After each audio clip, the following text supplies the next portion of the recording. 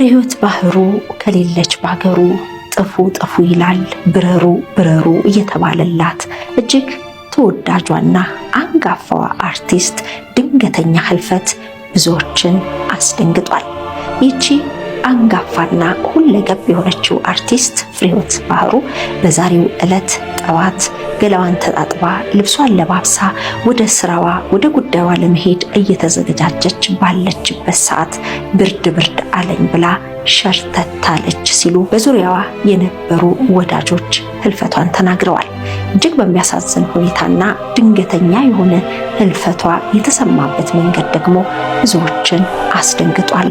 እግዚአብሔር ይስጠኝ እንኳን ተወለድኩ። ህዝቡን በዳዴ ያስልኩ ያው ሃናን በዳዴ ያስጃለው እግዚአብሔር ይስጠኝ። እነሱ ምን በረከካሉ በፉቅቃ ሲዳቸዋለሁ።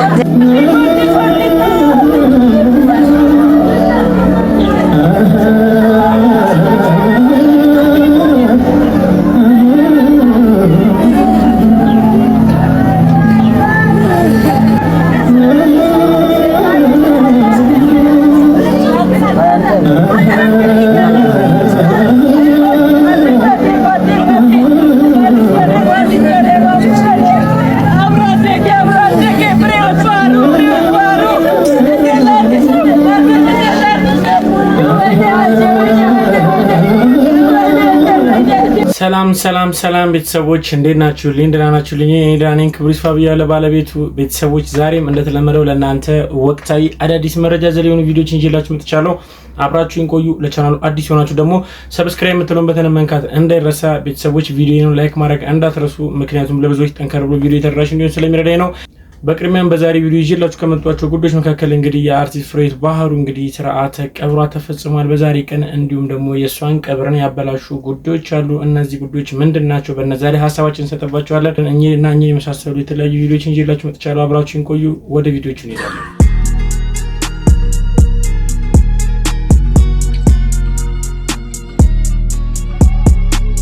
እጅግ አስገራሚና በርካቶችን ያነጋገረ ዜና ተሰምቷል። ለቀብር ስፍራ ግማሽ ሚሊዮን ብር መጠየቁ ነው የተገለጸው።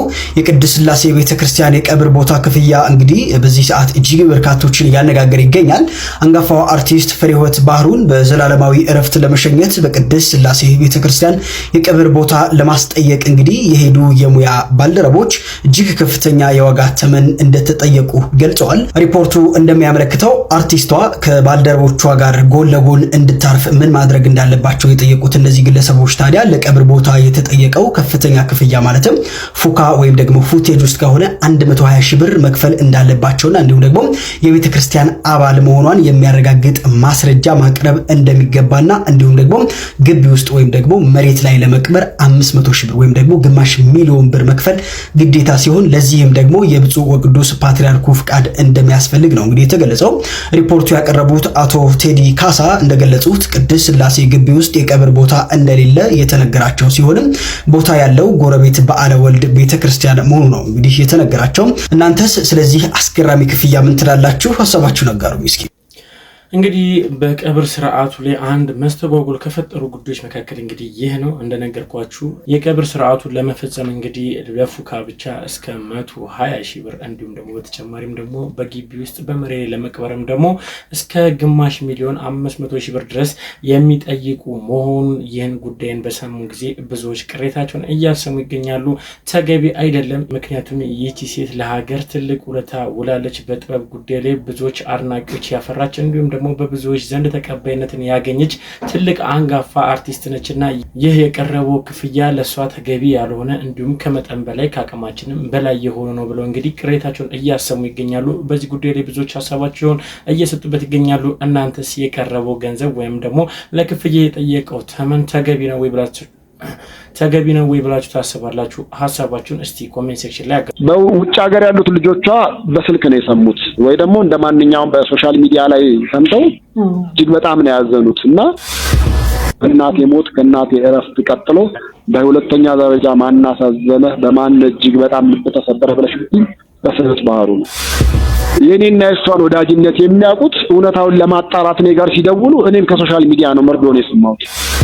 የሚገርምሽ ዛሬ ጋብዛኝ ነበረ። ዛሬ ሀገር ፍቅር እንዳትቀር አለ ብላ ግን ዛሬ ጧት ስደውል ደግሞ እንደ ማንኛውም ሰው ዜና እረፍቷን ሰማሁ። ብዙዎቹ አርቲስቶች አሁን ታመሙ ሲባል ደከሙ ሲባል እንደው የሚያሳክማቸው የለም ይዋጣላቸው የሚባል ነገር ነበረ። ፍሬ ግን እንደዛ አይነት ህይወት አይደለም ያላት። በጣም ጥሩ ህይወት ላይ የነበረች ነች። ጋራጅ አሁን መኪና ፈታ መቅጠም የምትችልለት ቢባል ማን ያውቃልና ጋራጅ ውስጥ በጣም ረጅም ጊዜ አሳልፋለች።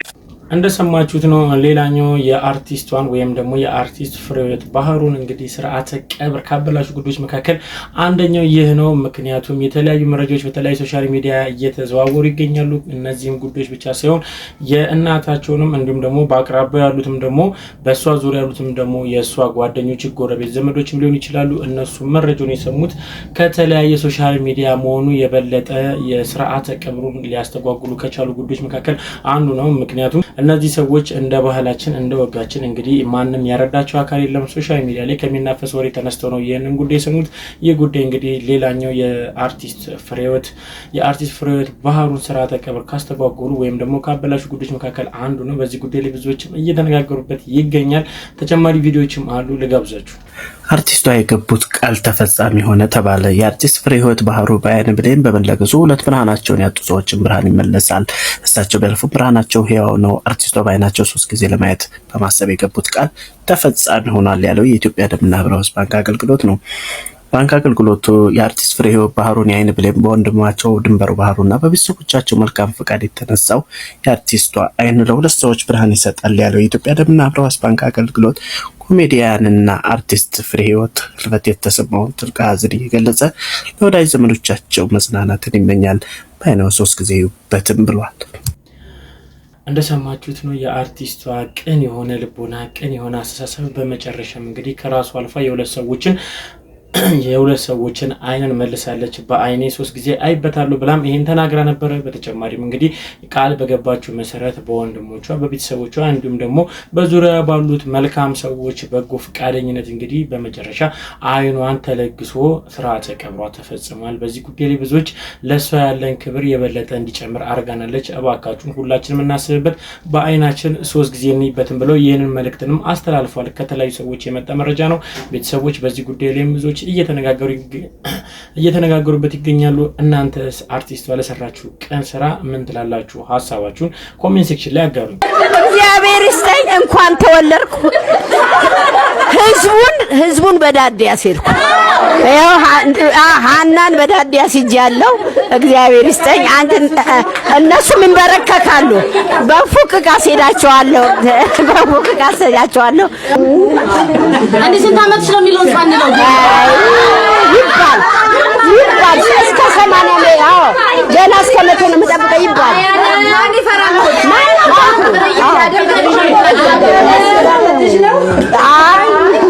ገና በድዴ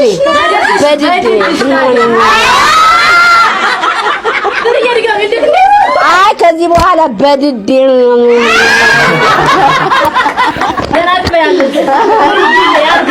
በቃ ኬክ እንብላ። አመሰግናለሁ። ቁጭ በሉ። አይደለም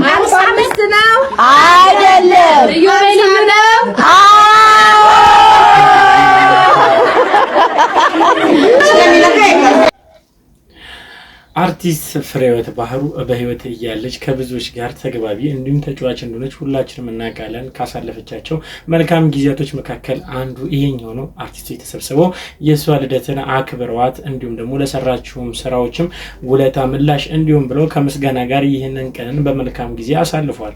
ይህ የሚረሳ አይደለም። እንዲሁ እንዳለ እንግዲህ በስርዓተ ቀብሯ ላይ መስተጓጎል ከፈጠሩ ጉዳዮች መካከል እንግዲህ አንዱ የሆነው በስላሴ ወይም በካቴድራል በቅድስት ስላሴ ቤተክርስቲያን ስርዓተ ቀብሯ ላይ በተጠየቀው ገንዘብና በተጠየቀው ብር ላይ ብዙዎች ሀሳባቸውን እየሰጡበት ይገኛሉ። እስቲ ቪዲዮዎች አሉ፣ ልጋብዛችሁ። ማንም ሰው 4 ኪሎ ስላሴ ቤተክርስቲያን ውስጥ ስለተቀበረ ከሞት የተነሳ የለም። ማንም ሰውም ደግሞ 4 ኪሎ ስላሴ ቤተክርስቲያን በሚገኘው ፉካ ውስጥ ስላልተቀበረ ነፍሱ ወደ ሲኦል የገባች ሰው የለም። ሰላም ተወዳጆች እንዴት አላችሁ? ይቺ በምስሉ ላይ የምትመለከቷት ተወዳጅ አርቲስት ፍሬህይወት ባህሩ በትናንትናው ዕለት በድንገተኛ ህልፈት ከዚህ ዓለም በሞት ተለይታለች። አዎ እጅግ በጣም አዝነናል። ልባችን በክፉኛ ተሰብሯል። ምክንያቱም ደግሞ ይቺ አርቲስት በነበረችባቸው ጊዜያቶች የሰራቻቸው ፊልሞች ብዙዎቻችን ጋር ተወዳጅ የነበሩ በጣም የምንወዳት የምናከብራት አርቲስት ነበረች። አርቲስት ፍሬህይወት ባህሩ እንደ ሀገርም ተወዳጅና እውቅናን ያተረፈች ምርጥ ተወዳጅ የነበረች አርቲስት መሆኗን የአደባባይ ሚስጥር ነውና ልንክደው አንችልም። ነገር ግን ከዚች አርቲስት ጋር የሥርዓተ ቀብር ጋር ተያይዞ እንግዲህ የተነሱ ያሉ ውዝግቦች እጅግ በጣም ጸያፍ በሆነ መልኩ ቤተክርስቲያንን ተጠያቂ ሊያደርጉ የፈለጉ አካላት ድምጻቸውን እያሰሙ ያለበት ሁኔታ ነው ያለው ማለት ነው። ምክንያቱም ቤተክርስቲያን የራሷ አሰራር፣ የራሷ መመሪያ፣ የራሷ ህግና ደንብ ያላት ትልቅ ተቋም ነች። እንዲህ አርጊ፣ በዚህ ግቢ፣ በዚህ ውጪ፣ ቁረጪ፣ ፍለጪ የሚላት አካል ሊኖር አይገባም ማለት ነው። የቤተክርስቲያኑን አሰራር ተከትሎ ህግና ደንብ መመሪያውን በመከተል የቤተክርስቲያን አባቶቻችን በቦታው ላይ የተቀመጡ ኃላፊነት ላይ ያሉ ሰዎች የሚወስኑበት የራሳቸው የሆነ አሰራር ይኖራል ማለት ነው፣ ህግና ደንቡን መሰረት በማድረግ። ስለዚህ በማናቀው በማያገባን ነገር ውስጥ እየገባን የቤተክርስቲያንን ፎቶ እየለጠፍን ወይም ደግሞ ስሟን እየጠራን ቤተክርስቲያንን ልናጥላላ ጸያፍ የሆኑ ቃላቶችን ልንናገር ተገቢ አይደለም። አሁን እያደረግን ያለነው ነገር ይሄ ነውና ከዚህ አጸያፊ ድርጊታችን ልንቆጠብ ይገባል። እባካችሁ ቤተክርስቲያን የራሷ አሰራር የራሷ አካሄድ አላትና እሱን ቦታው ላይ ላሉ በኃላፊነት ለተቀመጡ አባቶች እድሉን እንስጣቸው ልላችሁ ነው። የእህታችንን ነፍስ እግዚአብሔር አምላክ በቅዱሳኑ እቅፍ እንዲያሳርፍልንና ለቤተሰብ ለወዳጅ ዘመድ በሙሉ መጽናናትን እንዲያድልልን ከልብ እመኛለሁ። ሰላም ዋሉልኝ። ቅድስት ሥላሴ ቤተክርስቲያን የተቀበረ መንግስተ ሰማያትን ይወርሳል፣ ሌሎች ደብራት ላይ ደግሞ የሚቀበሩ ሰዎች ደግሞ ሲኦልን ይወርሳሉ የሚል አይነት አንድምታ ያለው ወሬ የምታወሩ ሰዎች አደብግዙ። በትናንትናው ዕለት እንግዲህ አንጋፋው አርቲስት ፍሬህይወት ባህሩ ከዚህ ዓለም ድካም ማረፏን አይተናል፣ ሰምተናል፣ በጣም አዝነናል። በዚህ አጋጣሚ ለቤተሰቦቿ ለወዳጆቿና ለሙያ አድናቆቿ በሙሉ እግዚአብሔር አምላክ መጽናናትን ይሰጣቸው ዘንድ እንመኛለን። በተረፈ በትናንትናው ዕለት ሲዘዋወር ያየሁትኝ ወሬ ይህን ሐሳብ እንድሰነዝር አድርጎኛል። ቅድስት ሥላሴ ቤተክርስቲያን የሙያ ባልደረቦቿ ከሙያ ባልደረቦቿ ጎን እንድታርፍ በማለት ሄደው ሲጠይቁ የቅድስት ሥላሴ ቤተክርስቲያን አስተዳዳሪዎችን የሚመለከታቸው አካላት ፉካ ውስጥ ከሆነ 120 ሺህ ብር፣ ለመሬት ላይ ደግሞ ከሆነ 500 ሺህ ብር ተጠይቀው ለዛው ቅድስት ሥላሴ ቤተክርስቲያን ቦታ ስለሌለ ቅዱስ ባልወልድ ቤተክርስቲያን ነው የምትቀበረው ብለው መመለሳቸውንና በጣም ብዙ ሰዎች ልክ በቃ ቅድስት ሥላሴ የተቀበረ ሰው በሙሉ መንግስተ ሰማያትን እንደሚወርስ አድርጎ ሲያወሩ ሰማውና መንግስተ ሰማያት መቼም ለመውረስ የሚያስፈልገው ነገሮች እግዚአብሔር ትእዛዝ መጠበቅ እንደሆነ እናምናለን። ብራብ አብልተኛል፣ ብጠማ ጠጥተኛል፣ ብታረዝ አልብሰኛል፣ እስረኛ በሆን ጠይቀኛል የሚሉትን ቃሎች ፈጽሞ ሰው ስጋው ደሙን ከተቀበለ እና እግዚአብሔር ትእዛዝ ካሰበ መንግስተ ሰማያትን መውረስ ይችላል እንጂ ገና ለገና ታዋቂ ስለሆነ አርቲስት ስለሆነ ወይ እግር ኳስ ተጫዋች ስለሆነ ወይ የሆነ ሙዚቀኛ ስለሆነ መንግስተ ሰማያትን ይወርሳል ማለት አይደለምና እውነት ነው። ከሌላ ቤተ እምነት የመጡ ሰዎች ገንዘብ ከፍለው ቅድስት ሥላሴ የተቀበሩ ሰዎች እንደነበሩ እናውቃለን። ስለዚህ ኪሴት ይቺ አርቲስት ለሀገር ከዋለች ሁለት አንፃር ቅድስት ሥላሴ ቤተክርስቲያን ሲታደስ እዛ ላይ ማስተዋጽኦ እንዳደረገችም እየሰማን ነውና ቢሆን ጥሩ ነበረ ብትቀበር። ካልሆነ ግን ምንድነው ያን ያክል አጀንዳ ሊሆን የሚገባው? አሁን እንደሰማሁት ዜና ከሆነ ቀጨኔ መድኃኔዓለም የቀብር ስነ ስርዓቷ 6 ሰዓት ላይ ዛሬ ይፈጸማል እየተባለ ነውና ምንም የሰራችው ስራ በጎ ስራ ሰርታለች። በህይወት እንኳን እያለች እንኳን ለአይን ባንክ አገልግሎት 2 አይኗን ብርሃን ላጡ ሰዎች ይለገስልኝ ብላ የደም ባንክ የአይን ባንክ መጥቶ አይኗን እንደወሰደ እየሰማን ነውና ከዚህ በላይ ጽድቅ ከዚህ በላይ በጎ ስራ የለም። በህይወት በነበረችበትም ሰዓትም ከሙያ ባልደረቦቿ ጋር በጣም በፍቅር በበጎ ነገር ሁሉ ተሰራ እንደነበረ እየሰማን ነውና ያን ያክል ቅድስት ሥላሴ ያለመቀበሯ ልክ እንደ ትልቅ ነገር ታይቶ አጀንዳ ሊሆን አይገባም። ባይሆን የቤተክርስቲያን ላይ ያሉ ሰዎች ግን ይሄንን ጉዳይ ግን መለስ ብለው ሊያዩት ይገባል። ለአንድ ሰው እንግዲህ 500 ሺህ ብር መጠየቅ ማለት ምን ማለት እንደሆነ አልገባንም ነው ወይስ ቪአይፒ ገነት አለው እዛ ሥላሴ የሚቀበር ሰውና የቤተክርስቲያን አስተዳዳሪዎች በሁሉም ቦታ ያሉት አይነት ችግር ያለባቸው አካላት አሉ።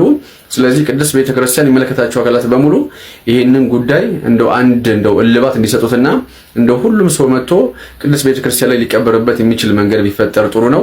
በተረፈ ግን ሰው የሚድነው የሚጸድቀው በስራው ነው እንጂ በገንዘቡ አይደለምና ይሄንን ለማለት መጣው። ለማንኛውም የአርቲስት ፍሬህይወት ባህሩን ነፍስ ከቅዱሳኖቹ ከአብርሃም ከይስሐቅ ከያዕቆብ ወገን ከደጋጎቹ ጋር ይደምርልን። ነፍስ ይማር። አሚን። ወንድማችን ጥሩና ግልጽ በሆነ መንገድ እንግዲህ የተፈጠረውን ችግርን በግልጽ አድርጎ ተናግሯል። በዚህ ጉዳይ ላይ ቅሬታቸውን ብዙዎች የሚያሰሙት ለምንድነው በዛ ቤተክርስቲያን ላይ ብዙ ትልልቅ አንጋፋ ለሀገር ጥሩ ነገር ውለታ የዋሉትን እንግዲህ በዛ ስርዓተ ቀብራቸው እንደሚፈጸሙ ሁላችንም እናውቃለን። ስለዚህ እቺ እህታችንም በዛ ልትቀበር ይገባል ብለው ሀሳባቸውን የሰጡበት ምክንያት በዚህ ምክንያት ነው። በዚህ ጉዳይ ላይ ብዙዎች ቅር የተሰኙ አሉ። ቅሬታቸውንም እያሰሙ ይገኛሉ። ተገቢ ያልሆነ ክፍያ ነው። በዚህ ጉዳይ ላይ የቤተክርስቲያኑ አስተዳደርም እንዲሁም ደግሞ በቤተክርስቲያን ውስጥም ደግሞ ያሉ ምእመንም ሊሆን ይችላል ተገቢው ነገር ለምእመኑ ሊደርስ ይገባል ብለው ብዙዎችም እየተናገሩ ይገኛሉ። እናንተስ ምን ይመስላችኋል? ሀሳባችሁን ግለጹልኝ። ተጨማሪ ቪዲዮ አለ። በጭብጨባ እንሸኛታለን። ፍሬዬ ጠቢብ ነች አያሻትምባ በምሱ ጥበባት በሚስቷ ጥበባት ሸኟት በጭብጨባ እንሸኛታለን። እያከበርን እንሸኛታለን። ዳግም ከዚህ በኋላ እናጨበጭብላት። በዚህ መድረክ ላይ 49 ዓመት የተጨበጨበበት መድረክ ነው። አሁን በአክብሮት እንሸኛታለን። ፍሬዬ ጠቢብ ናት አያሻትምባ በምሱ ጥበባት ሸኟት በጭብጨባ። እስክሪኑን የምትመለከቱ ሰዎች ባካችሁ ከንፈሩን አታቋርጡ ጭብጨባውን።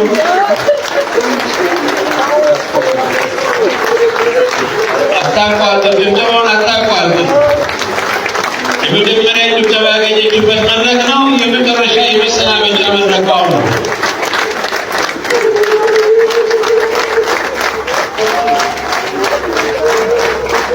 ለጠቢብ ሰው የሚገባው ክብር እንሰጣለን።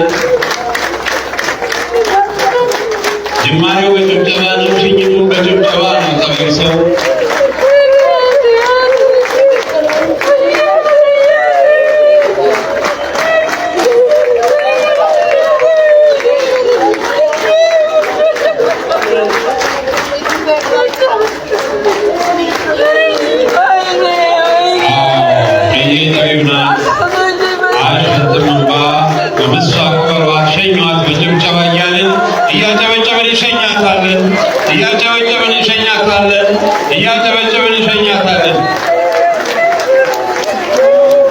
እንደተመለከታችሁት ነው። ፍሬህይወት ባህሩ በመጨረሻም በጭብጨባ የተቀበሏት መድረክ ላይ ለ49 ዓመት ያህል ካገለገለች በኋላ እንግዲህ በጭብጨባ ተሸኝታለች። ነፍስ ይማር ለማለት ፈልጋለሁ።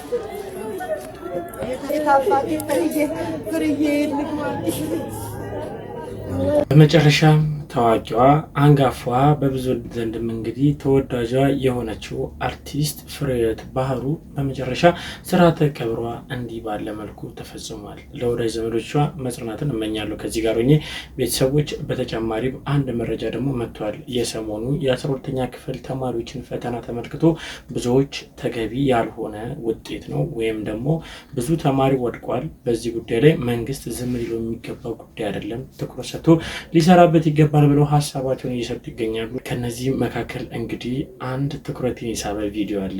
እስቲ እሱን ልጋብዛችሁ። በነገራችን ላይ አምና ይሄ ውጤት ሲነገር በጣም ደስ ካላቸው ሰዎች መካከል ነው የነበርኩ። ውድቀት አስደስቶኝ አይደለም፣ ግን ከዚህ በፊት የነበረው ብልሹ አሰራር ተጋለጠ፣ ሌባውን ያዝነው፣ አዲስ ስራ ልንጀምር ነው ያላችሁ መስሎኝ ነው ያሉ መስሎኝ ነው። እርሶም እንደዚህ በየአመቱ እየመጡ መርዶ የሚነግሩን አልመሰለኝም ነበር እና ውድቀቱ የእርሶ አይመስልም። እንደ ድምጸቶት ኮንፊደንስ ውስጡ እንዳለው እንትን ሁላችንም ወድቀን እርሶ ብቻ የሌሉበት ነው ይመስለው፣ ወይ እርሶ መስሪያ ቤት የሌለበት ነው ይመስለው። እንደው እንደ መጥፎ ብስራት እንዳይሆንቦት ትምህርት ሚኒስቴር ተጠያቂ ነው ለዚህ ጉዳይ። አንዱ አምና ይሄ ነገር ተያዘ ተባለ። እሺ ከዚህ በፊት ተበላሽቶ የመጣ ሲስተም ነው፣ ብዙ አመት ሆኖታል፣ ሲንከባልል መጥቷል አውቃለሁኝ። ከ1983 ጀምሮ ትምህርት በፖለቲካ ሲጠለፍ ነው ነገሩ ያለቀው። የትምህርት ቤት ምንባብ ስለ ጥቃቅንና አነስተኛ ሲጻፍ የቡልቻ ልብ ምናምን የሚለው ቀርቶ በጤና ሳይንስ ተደራጅተውና ታቀፈው ሲባል የ3 ዓመት ልጅ ከእናቱ እቅፍ ውጪ የማያውቅ ልጅ በማህበር መታቀፍን ያስተማረ መንግስት ነው። ስለ መታቀፍ ተምረን አናውቅም። የእናት ልጇን ስታቀፍ ነው በልጅነት የተማርኩት እንጂ ማህበር ሰውን አቀፍ የሚለውን ያወቅኩት ከዩኒቨርሲቲ በኋላ ነው፣ ትልቅ ኮንኩ በኋላ። እንዲህ አይነት ፖለቲካዊና ኢኮኖሚያዊ ስትራቴጂ ትራንስፎርሜሽን ምንባብ ከታችሁ ልጆቹን የ3 4 5 6ኛ ክፍል ተማሪ ስለ ሪፕሮዳክሽን እና ስለ እንትን የኢትዮጵያን ታሪክ 6ኛ ክፍል ላይ ታስተምራችሁ 12ኛ ክፍል ላይ ጠፍቶበት ፓሪስ የሚጫወት ልጅ ማፍራት ቆይቷል። እሱ ባወራው ያልቅም፣ ሌላ ቀን በሌላ ቪዲዮ አወራለሁ። አሁን ግን እርሶ አምና ይሄንን መርዶ ከተናገሩ በኋላ እስከ ዘንድሮ ባለው ርቀት ምን አደረጋችሁ እናንተ? ምን ለውጥ አመጣችሁ? ስንት አስተማሪ ቀነሳችሁ? አንድም አስተማሪ አልቀነሳችሁም። ስንት አስተማሪ በብልሹነት ተባረረ? ስንት አስተማሪ በብቃት ማነስ ከትምህርት ቤት ላይ አነሳችሁ? ስንት የማይረባ የማይሆን የግል ትምህርት ቤት ዘጋችሁ እናንተ? አሁን እኮ በጣም የሚያሳዝነው ነገር ተማሪውን ብቻ መውቀስ አይቻልም። ተማሪው ችግር አለበት፣ ሁሌ ተቻለው ነው ተማሪውን። ስነ ምግባር ችግር አለ፣ ዴ ፓርቲው ምናምን ዴ ቅብርት ሴዴ ውጪ መጫወቱ ምናምን፣ ይሄ ሲስተሙ የፈጠረው ብልሽት ነው። በነገራችን ልጆቹ ሲወለዱ እንዲሆኑ አልተወለዱም። የማንም ልጅ እንደዚህ ሆኖ አልተወለደም። ይሄንን ለማስተካከል ማህበረሰብ ተጠያቂነት አለበት፣ መንግስት ተጠያቂነት አለበት፣ ሁሉም ባለድርሻ አካላት ተጠያቂነት፣ የእምነት ተቋማት ተጠያቂነት አለባቸው። ጠቅላላ እንደ ህዝብ ይጠየቃል። ሁሉም ተጠይቆ እርሶም የማይጠየቁ መሰሉ። ምን ነው እዚህ ድምጸቶት ላይ የወደቁት እንደዚህ መሆናቸው ይታወቃል ምናምን ሲሉ እኮ እንዴ ይሄን ለማሳወቅ እኔ ልሾማ ግን እኔ አልሻልም እንዴ? ታዲያ ለመስራት እኮ ነው የተቀመጡት እኮ እንዴ። መርዶ ለመንገርማ ዝም ብለን ከሰፈር ለምን ያለ ደሞዝ ያለንትን ሰው አንቀጥርም ነው? ደሞዝ አልቀበልም በራሴ መኪና ለመንቀሳቀሰው ማለት ስራውን አውቀውት ነው መጀመሪያ። ግር ብሎኛል እኔ በቃ የመጨረሻ። ይሄ እናንተስ ምንድነው ስራችሁ? አምና ቴክስት ቡክ እንኳን አልሰጣችሁም። ዘንድሮም ቴክስት ቡክ እኮ በቴሌግራም ነው እየላካችሁ ያላችሁት። ላውጣ በቴሌግራም እኮ ልጆች ተልኮልኛል። ትምህርት ቤት መጽሐፍ የማይሰጥ ትምህርት ሚኒስቴር የትምህርት ስርዓቱን ዞር ብሎ የማያይ በየግል ትምህርት ቤቱ እየዞራችሁ አሟልቷል እያሉ ገንዘብ እየተቀበሉ የሚያልፉ መርማሪዎች ያሉበት። አሁን ምንድነው ዘሎ ቆሞ ትምህርት ቤት ማውሰር? እውነት እንዳው ፈተና ሲታረምስ ይሄ ሁሉ ሺህ ተማሪ ተፈትኖ ትምህርት ቤት ውስጥ እነዛ ጎበዝ ተማሪዎች ውስጥ ትምህርት ቤት ውስጥ የሚያስኮርጁት አስኮራጆቹም ወደቁ። እንጃ ብቻ እኔ አልተዋጠልኝም፣ አንቀበልም። ብዙ በዚህ ጉዳይ ላይ ምንድነው የምትሉት ግን? ኧረ በስመ አብ ቤተሰቦች ሰመረ ባሮን የተናገረውን ሰምታችኋል። ለትምህርት ሚኒስቴር ይድረስልኝ ወይም ደግሞ ብቁነቱት ያጠራጥረኛል በሚል መልኩ እንግዲህ ሀሳቡን ገልጿል። ስለዚህ በዚህ ጉዳይ ላይ መንግስትም ሆነ ሁላችንም ይመለከተናል ልናስብበት የሚገባ ጉዳይ ነው። ይህ የጋራ ስራ ስለሆነ ትውልድን ለማነጽ ሁላችንም በጋራ መስራት አለብን ብዬ እኔም እዚህ ጋር አስባለሁ። ቤተሰቦች ለዛሬ ይዤላችሁ የመጣኋቸው ቪዲዮዎች እኚህ ይመስላሉ። እስካሁን ድረስ አብራችሁኝ ስለቆያችሁ አመሰግናለሁ። በቀጣይ ቪዲዮ እስክንገናኝ ሰላም ቆዩ። እወዳችኋለሁ።